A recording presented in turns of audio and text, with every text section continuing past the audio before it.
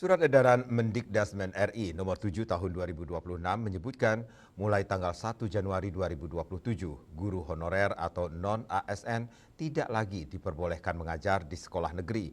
Kebijakan yang bertujuan menata status tenaga pendidik menjadi aparatur sipil negara ini mendapat perhatian dari kalangan akademisi. Salah satunya Rektor Institut Empu Kuturan Singaraja, Profesor Dr. Igede Swindia.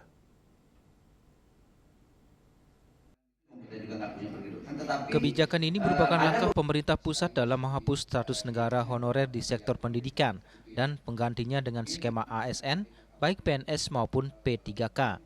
Namun kebijakan tersebut berdampak luas terhadap ribuan guru non-ASN di berbagai daerah. Kondisi ini memicu kekhawatiran hingga protes dari berbagai pihak. Tunggu dan ikuti dulu regulasi selanjutnya. Tapi kalau pengalaman saya sudah hampir 25 tahun lebih menjadi abdi negara. Biasanya hal-hal yang dianggap akan berpotensi merugikan, pasti ada intervensi atau keberpihakan pemerintah. Kan kita berpegang pada proses P3K kemarin, bahwa P3K sebelumnya itu kan juga honorer, hanya di ASN-kan. Bahkan ada yang beberapa tidak lolos, itu kan kemudian menjadi P3K paruh waktu.